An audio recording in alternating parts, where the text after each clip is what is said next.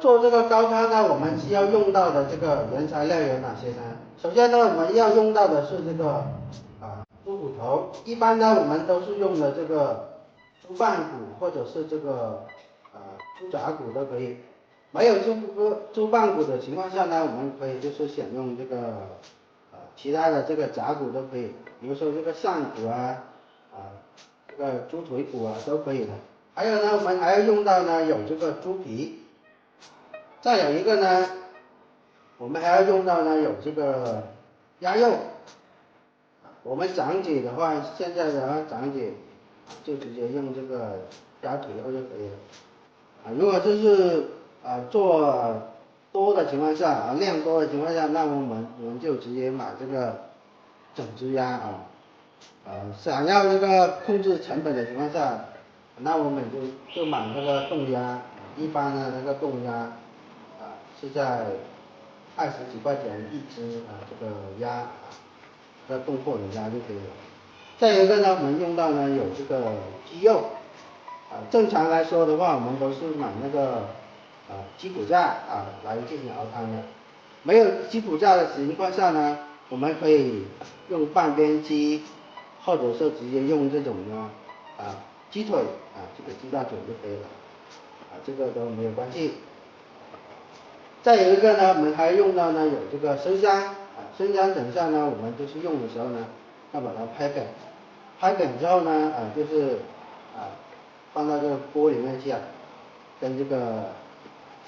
骨头一样的这样子去熬制。还要用到呢，我们这个是这个大葱是要用到的。待会儿呢，我们就是在这个骨头要焯水的情况下呢，我们就用到这个生姜、大葱就是去腥的作用。我们还用到呢有这个高度的白酒，待会儿呢去焯水的时候呢，要用到这个高度白酒。再有一个呢，我们还用到有这个清水，熬高汤是要用到清水的，还有这个焯水的时候也是要用到这个清水。具体的话熬高汤的话，这个材料就这么多。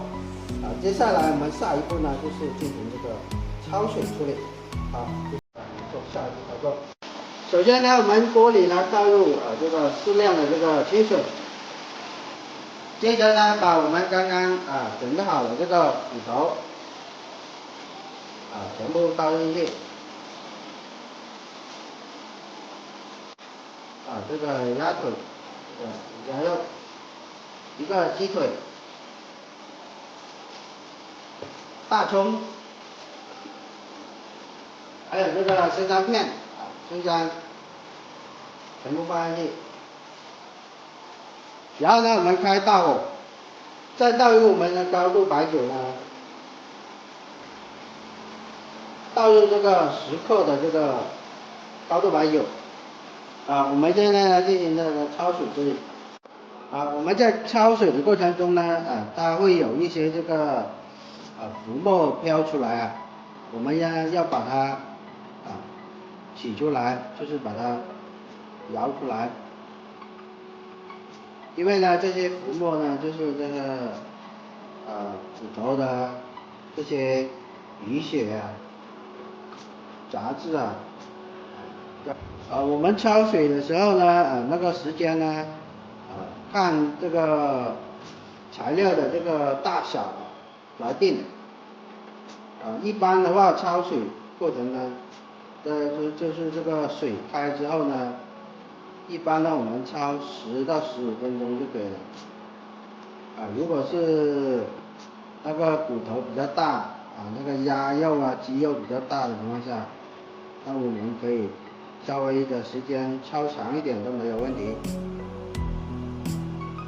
主要呢就是把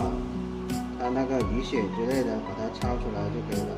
好，经过15分钟的这个熬煮焯水，现在我们的这个是焯好了现在我们把这个火关掉。关掉之后呢，我们这个骨头全部呢把它捞到这个盆里面去捞到盆里面去呢，直接拿去那个清水这里过清水，然后呢清洗干净。把它表面的这个浮沫杂质全部把它清理干净，然后沥干这个水分备用。待会儿呢，我们要就是开始熬这个高汤。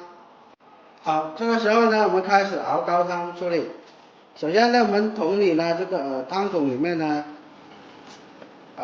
加入呢15斤的这个清水，然后呢，倒入我们刚刚过好水的这个骨头，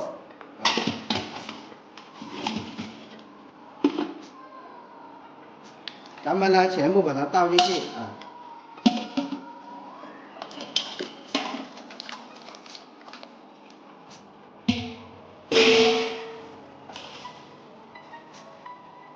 然后呢加入生姜片、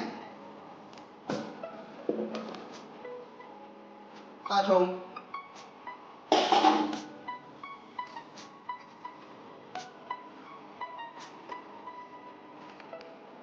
再呢加入我们准备好的这个高度白酒20克，然后呢开大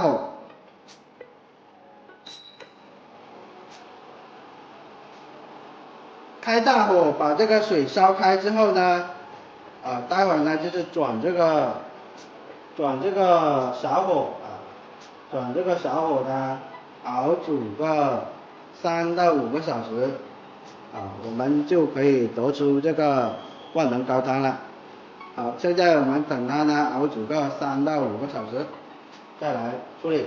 好，经过3到5个小时的这个熬煮这个高汤，现在我们的这个高汤已经是熬好了。我们把这个火关掉，关掉之后呢，我们